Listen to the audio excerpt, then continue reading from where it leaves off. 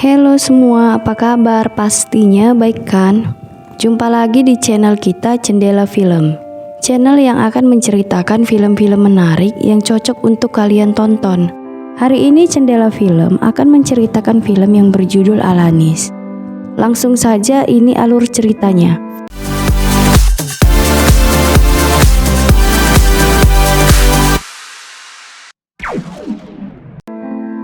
Di awal film kita dilihatkan wanita yang sedang berada di kamar mandi, dan ada juga wanita yang sedang mendorong anak kecil. Di dalam apartemen itu mereka hanya tinggal beberapa orang saja. Ketika Alanis sudah selesai menyusui anaknya, handphonenya pun berbunyi. Ternyata ada tamu yang akan datang ke apartemennya. Dia pun langsung bersiap-siap dan berdandan secantik mungkin karena akan menyambut tamunya. Tidak lama kemudian sampailah tamunya itu ke apartemen mereka. Namun ternyata tamunya tidak datang sendiri, melainkan membawa satu temannya. Mereka berdua seolah-olah meminta dilayani secara bersamaan. Namun Alanis menolaknya. Dia hanya mau melayani satu persatu orang saja. Ketika Alanis ingin menutup pintunya, kedua orang tersebut pun memaksa dan mendorong pintu agar mereka bisa masuk ke dalam rumah itu. Setelah kedua orang itu sudah masuk ke dalam rumah, ternyata kedua tamunya itu adalah seorang polisi. Rumah mereka pun dirazia oleh polisi karena mendengar dari tetangganya kalau apartemen mereka sering sekali dikunjungi banyak pria, sehingga teman Alanis tadi dibawa polisi karena dianggap sebagai mami di rumah itu. Alanis pun menelpon seseorang. Setelah itu, Alanis mencoba membuka kertas yang ditandai polisi di depan pintu. Namun pemilik rumah datang karena melihat pintunya rusak. Pemilik rumah sangat marah karena rumahnya sangat berserakan. Setelah kunci pintu rumahnya berhasil dibenerin, tidak dikasih masuk ke dalam rumah itu. Secara tidak langsung pemilik rumah tadi mengusir anaknya dan Alanis dari rumah. Alanis pun menumpang di rumah bibinya. Namun rumah bibinya sempit dan cuma memiliki satu kamar saja. Alanis pun terpaksa tidur di toko bibinya. Paginya Alanis dibangunkan oleh bibinya karena sudah saatnya toko itu buka. Alanis pun datang ke kantor polisi untuk mengambil handphonenya, namun belum bisa didapatkannya. Alanis menelpon salah satu tamu. Ternyata tamunya itu adalah seorang kakek tua. Alanis meminta bayaran yang lumayan, namun kakek itu hanya membayar separuhnya karena dia tidak puas dengan layanan Alanis. Alanis menggunakan uangnya untuk membayar tukang yang sudah membantunya membobol pintu apartemennya. Setelah itu Alanis kembali ke rumah bibinya. Dia melihat anaknya sudah memakai pakaian baru. Alanis mencari-cari kerjaan ke sana kemari. Bibinya pun memberinya pekerjaan ke Alanis sebagai pembersih kloset. Alanis sengaja membersihkannya karena dia membutuhkan uang. Dia pun selesai bekerja dan kembali ke rumah. Setelah dia di rumah, handphonenya pun berbunyi. Ternyata temannya yang berada di penjara menelponnya. Alanis mengunjungi temannya.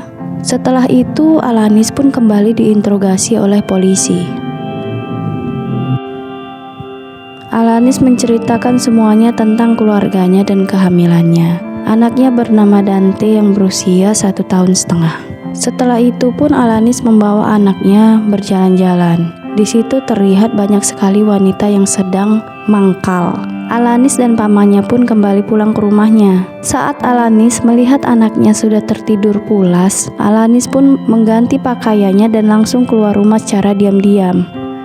Alanis berdiri di pinggir jalan, namun tempat yang digunakan Alanis untuk menjual diri bukanlah tempatnya, membuat para pelacur di situ marah. Alanis langsung berlari ketika ada satu pelacur yang mengusirnya. Alanis bersembunyi di bawah kolong mobil. Setelah dia berlari, dia mendapatkan tamu di pinggir jalan.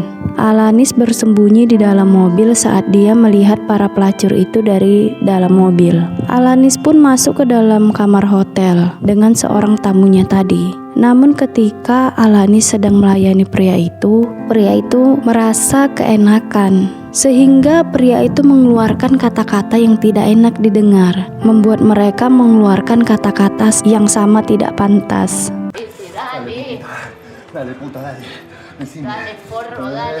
Setelah mereka melakukan itu, Alanis langsung pergi meninggalkan hotel itu. Salah satu pelacur yang tahu kalau tamunya dilayani oleh Alanis sangat marah dan mengajak beberapa temannya untuk memberi pelajaran ke Alanis. Alanis terus dikejar-kejar oleh para pelacur itu, sehingga membuat Alanis bersembunyi di bawah kolong mobil. Saat Alanis melihat keadaan sudah aman, dia pun keluar dari kolong mobil itu dan berjalan pulang. Namun para pelacur itu belum merasa puas. Di ujung jalan, Alanis berjumpa dengan mereka. Alanis dikeroyok oleh para pelacur itu. Hidungnya pun mengeluarkan darah. Setelah itu, Alanis ke toilet. Ternyata bukan hidungnya saja yang berdarah, namun kakinya juga. Alanis kembali ke rumah. Dia melihat anaknya yang sedang bermain dengan bibinya. Uang yang tadi didapatkan Alanis diberikan kepada bibinya karena sudah memberi makan dan membelikan susu untuk anaknya. Bukan itu saja, Alanis juga izin dengan bibinya untuk pergi dari rumah itu. Namun bibinya tidak mengizinkan karena bibinya sangat sayang dengan anaknya itu. Bibinya sudah lama menikah namun tidak memiliki anak. Keesokan harinya, Alanis mengunjungi tempat prostitusi. Alanis pun menyetujui semua persyaratan yang ada di tempat itu. Dia mengajak anaknya untuk tinggal di situ. Alanis melayani tamu pertamanya, teman-temannya yang menjaga anaknya. Itulah akhir cerita Alanis.